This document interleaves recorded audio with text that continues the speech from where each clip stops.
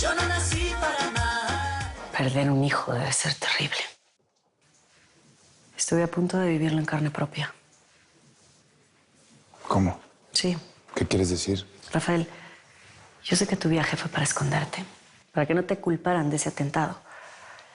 Pero Gabino me dijo que tú le ordenaste eliminar a Mónica para vengar la muerte de tu hijo. ¿Gabino te dijo eso? Sí, sí me dijo eso.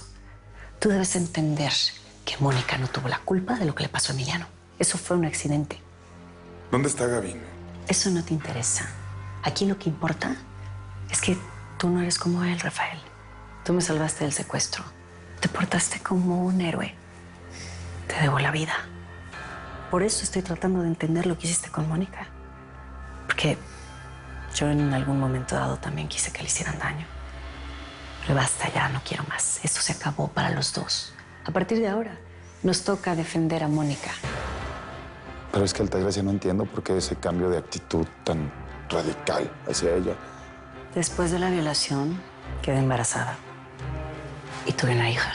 Esa hija es Mónica.